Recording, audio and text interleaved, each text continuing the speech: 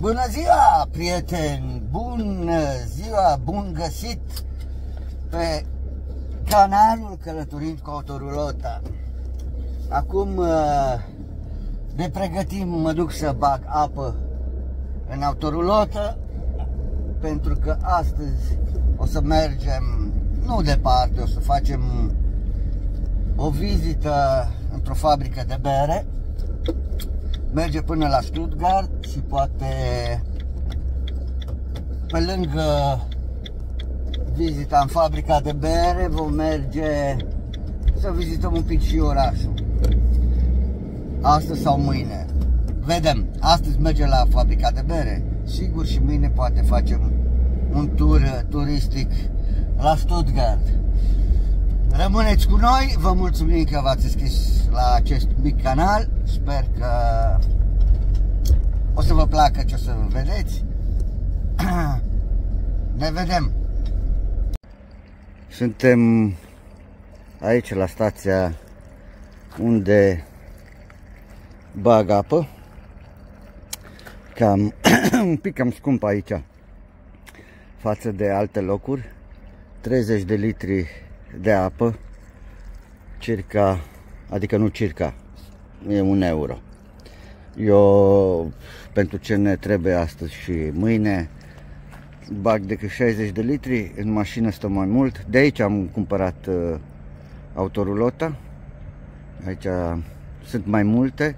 Este posibilitatea pentru cine nu are loc de parcare să lase autorulota aici, se plătește nu știu cât pe an și poți să lași liniștit autorulota dacă nu ai acasă unde să parchezi și vii și o iei doar când pleci în undeva. Asta ce se vede aici este un automat care se bagă caseta de la baie, WC-ul practic. Se bagă 2 euro și automat înăuntru ți-o curăță, dezinfectează toate cele. Asta e ok. Din când în când o folosim pentru igienizare și tot. Acum vă arăt un pic de ce mai au pe aici. Asta e tot de la casa care produce, de unde avem și noi, de la Detlefs. Plus minus un model ca al nostru. 5,90 pe Motorford, 69.000. Tot pentru 3 persoane. Nu știu dacă este deschis, nu este deschis. Plus minus ca și al nostru, numai că costă ceva mai mult. Iar ăsta este 71.000. Da. 71.700. Cam scumpe. Noi cu 50 la noi, dar de atunci până acum prețurile au crescut foarte mult. Iar o chestie interesantă ca mașină, dar prețurile sunt mari. Acesta este, să zicem, ca un turism așa, o mică dubiță. Ai bucătărie, nici asta nu-și deschise, ai bucătărie și loc de dormit. Pe Ford Transit 4 persoane, poate să doarmă 2 jos și 2 sus cumva, sau poate toate 4 jos, nu știu. Da, cam astea sunt modelele ce le au acum. Și mai au aici de la Himmel, tot așa furgon. Da, au prețuri destul de mari. Le știu de data trecută. Asta e deschis, Tratotanti. Poate intrăm și noi. Asta îmi place și are preț bun. Preț bun, are 59.000 e asta. Și poți să-l iei fără chestii în plus cu 50.499. Asta de la Red, care este foarte ok, îmi place tare mult. Îmi place cum e făcut înăuntru, tot pe motor Fiat. Și ce îmi place, că are asta ca stricat aici. Trebuie reparată ca ușa așa de lemn. Da, bucătăria plus minus ca a noastră. Tot cu 2 ochiuri. Frigiderul unde este, cred că tot aici ca al nostru, da. Tot așa în parte. Ce are interesant, că îmi place, are chestia asta de pus haine aici. Păcat că nu e stricată ușa, că v-aș fi arătat și cabina. Interesant. 2 locuri de dormit în spate foarte bune, chiar 3 ca și mine, pot să doarmă liniștit. Și al 3-lea loc vine aici în față. Aici avem un Hymer care vine la 76.000, așa cum este, 85 cu ceva ce mai pune în plus, care și asta este foarte ok, sincer. Păcat de preț că este cam mare, dar astea cu care se deschide aici sus și ai patul, nu știu dacă se reușește a vedere, să se vadă, e ok. Aici stau 2 persoane liniștit să doarmă, în spate alte 2 și cum vedeți cum se ridică, e loc, așa se ridică și la mine, bine, în direcția cealaltă. Este loc destul de mare aici și asta se poate lăsa, deci adică se lasă și devine pat. Interesantă baia, sincer, îmi place, oglindă mare aici, oglindă mare în față, da, foarte ok. Asta păcat de prețul e cam mare, da, sunt foarte ok astea de la Hymer, sunt foarte ok, foarte. Că mi se pare un pic pentru un furgon cam mare prețul, pentru că acesta ajunge la, deci pleacă 68.800, ajunge la 79.712. Asta pentru familie, acum nu știu câte locuri sunt, bine, aici zice doar 2 probabil, dar ok, foarte spațios asta e, adică mi-aș lua mai degrabă unul din asta la 70.000 sau cât e decât. Și uite, acest spate e fantastic, loc, aici stau 4 persoane ca nimica. Poa, dacă nu mai mult, așa ca mine, depinde cum te pui, nu, foarte mare, sincer. Și aici este baia, cabina de duș și aici este separat WC-ul și toate acestea cu oglindă foarte faină aici. Și aici devine zonă de zi, zonă de noapte, nu știu dacă are și, are și aici, de altfel, are chestia asta care, ușa asta glisantă, nu? Care face separat. Nu, asta da, mai degrabă decât alea la un furgon la 70.000.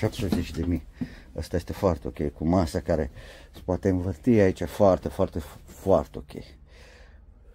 Foarte ok. Așa ceva mi-ar place după furgonul care l-am, după autorul ăsta care este foarte ok. Tot de la casa care o avem și noi, de la Detlefs, tot pe, asta e pe motor Citroen. Da, aragazul este aici,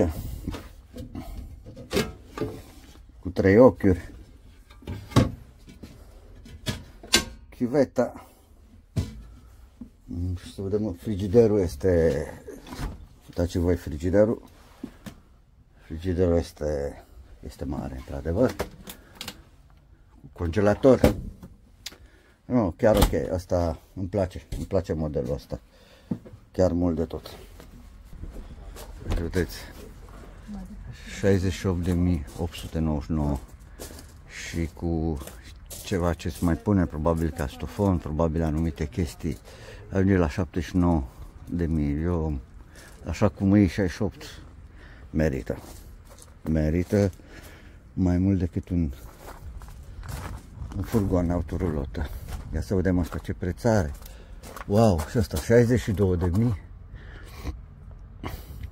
62.599 și prețul final 82.000. 4 locuri. Da, mare, ok, pentru familie, super. Ce e ok la astea, că au și astea în spate, nu garajul, ca să zic așa, unde poți să pui biciclete, tot ce vrei, loc mare de pus de toate, sincer. Da. Furgoanele sunt ok. Deci asta așa e ok, are prețul cel mai așa, restul, da, partea ok cu furgoanele este că te poți parca cam pe unde vrei și în oraș, atâta tot, dar în rest, astea, deci ca prețul eu aș da mai bine aș da banii ăștia pe o mașină de genul acela, o autorulotă completă, mare, familiară, decât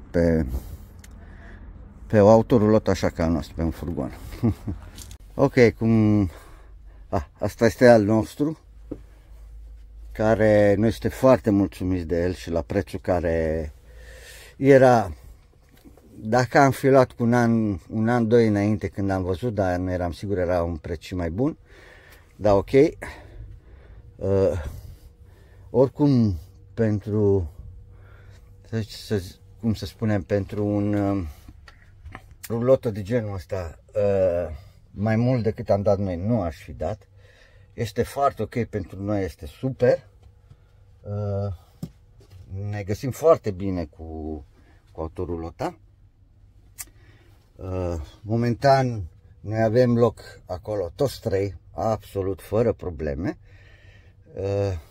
Și aici unde este masa, o să vă arăt când o să fie cazul să montăm și al treilea loc de dormit, să vedeți că avem saltea, asta vine un pat extraordinar aici, un loc de dormit fantastic. Îl folosim vara mai mult când e cald, când mergem undeva să nu stăm înghesuiți. În rest suntem foarte, foarte, foarte mulțumiți de ce avem. În viitor o să vedem dacă o să schimbăm mai târziu. Momentan călătorim cu autorulota noastră. Ne vedem mai târziu.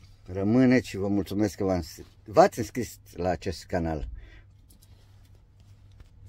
Între timp ne-am oprit la Kaufland să ne cumpărăm pâine. Mateo își face un pic de lecții. Trebuie, ce să faci? Eu nu vreau. Am ajuns, dragi prieteni, și la Stuttgart. Aici o să fie fabrica, adică aici este fabrica de bere, unde la ora 3 și ceva ne întâlnim cu un grup și intrăm înăuntru să vizităm fabrica asta și facem niște degustări de bere. 5 tipuri de bere, s-a spus, costul undeva la 7,50 euro, după care au și un restaurant, se poate mânca la restaurant ceva tipic german, mă gândesc de aici, de la Stuttgart, din zonă, nu? Interesant, o să vedem cum o să fie. Noi, între timp, am găsit un loc de parcare chiar aici. Ăsta este avantajul unei autorulote, că te poți parca unde se parchează mașinile normale. Chiar dacă suntem lungi 6 metri, dar nu că lungimea al meu are 6 metri, dar lățimea are 2,10 plus minus. Așa că stăm în parcare. Cu o altă autorulotă mai mare n-am fi putut. De asta, când am ales acest tip de autorulotă, ne-am gândit și la chestiile astea. Când intrăm într-un oraș sau ceva, avem posibilitatea de a parca aproape ca și mașinile normale. Ne vedem în fabrică.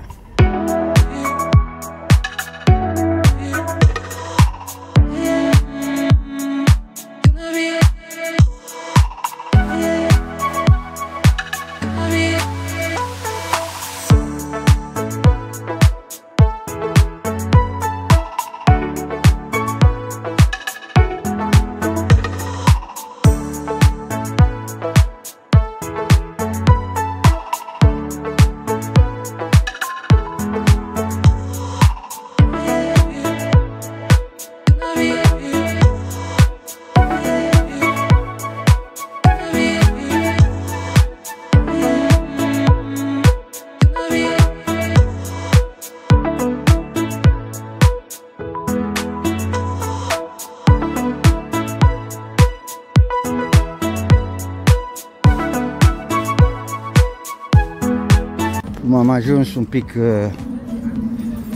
mai devreme de ora stabilită, facem o plimbărică prin acest oraș. Acum Pare că tot înainte vom fi spre centru.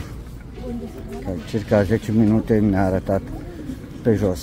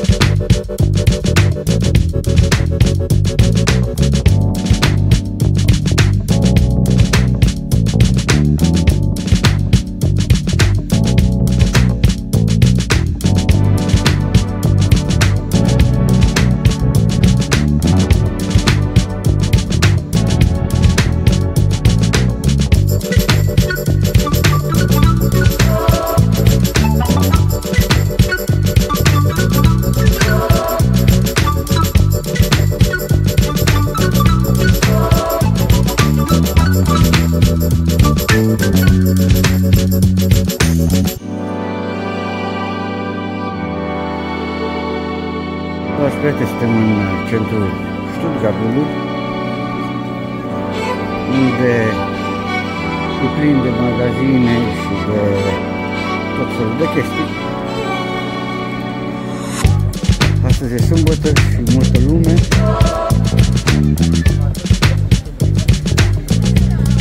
Poate și noi o plimbărică. Da, nimic special. Poate ajungi spre centru istoric. Stuttgart are multe atracții, cum ar fi muzeul de la Mercedes, Porsche, și filmul de televiziune, care venim dată, dar era în perioada COVID, nu se putea. Și mai este un muzeu de la Concorde, cele avioane foarte cunoscute de odinioară, care circulau cu viteza sunetului. Este foarte interesant muzeul, o să ajungem și acolo odată.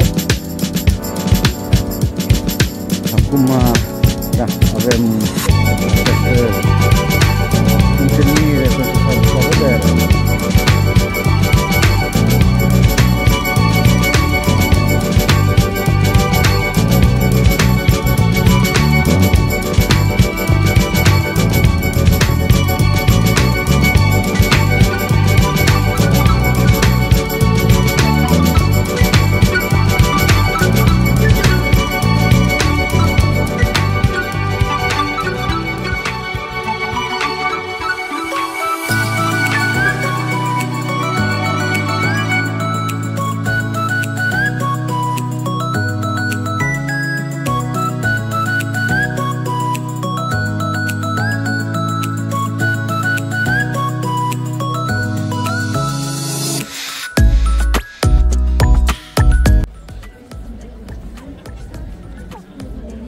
Stuttgart.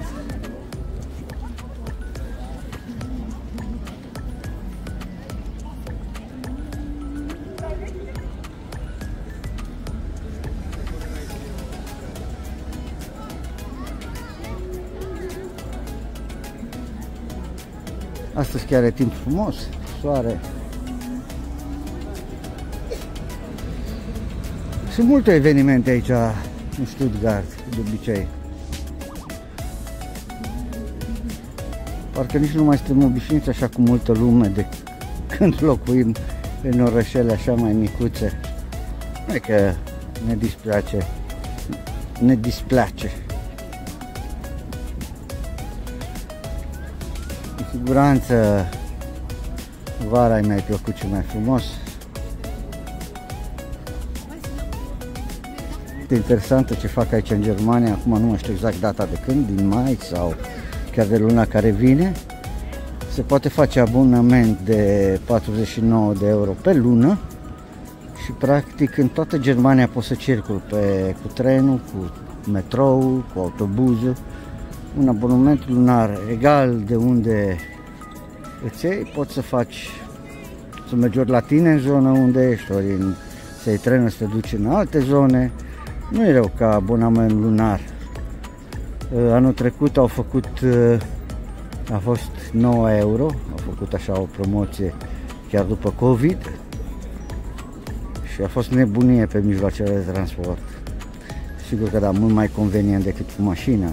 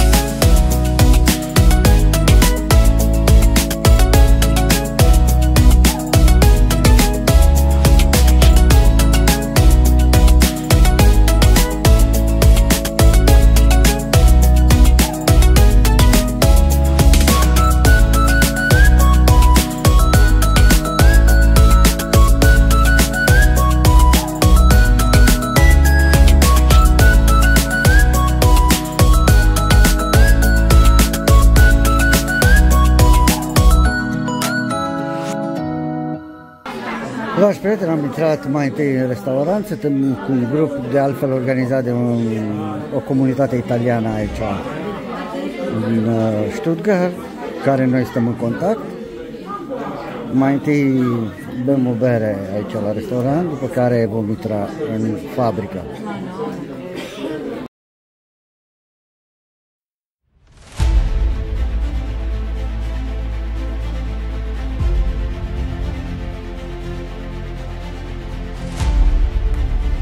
Am intrat în curtea fabricii.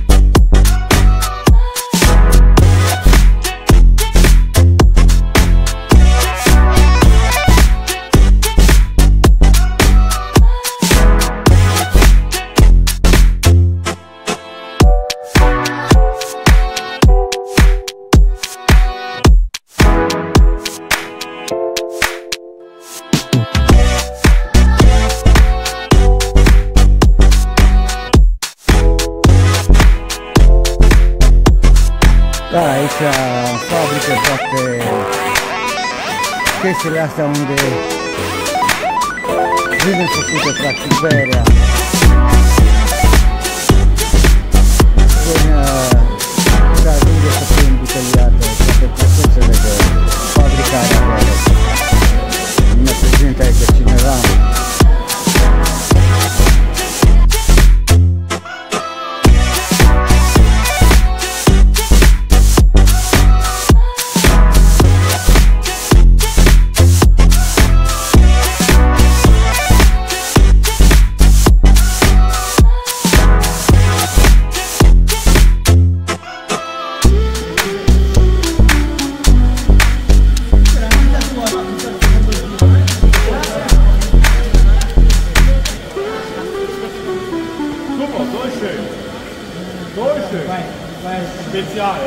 Deci practic facem degustarea de bere direct de la sursă.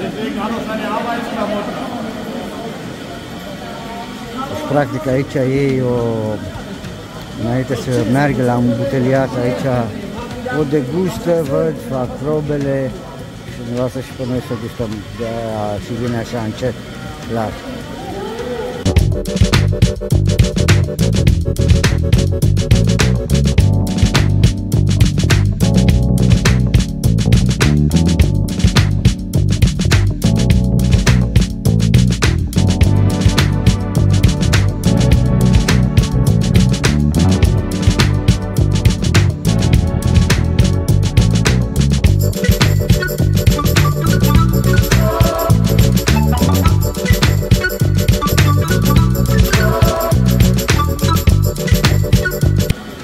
Am primit cadou și halba asta de bere. Ce să zic, interesant turul.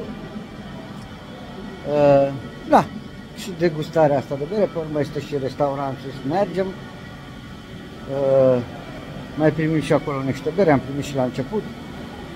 Foarte ok, foarte ok. Da, un pic cam lung turul, sincer, pentru copiii mai plictisitori și pentru noi nu neapărat prea detaliat, ne-au povestit totul, dar ok, una peste alta, ok. Interesantă vizita la fabricuța asta de bere și cu degustarea. Acum era în restaurant, mai puteam să rămânem, dar da, noi luăm camperul și plecăm.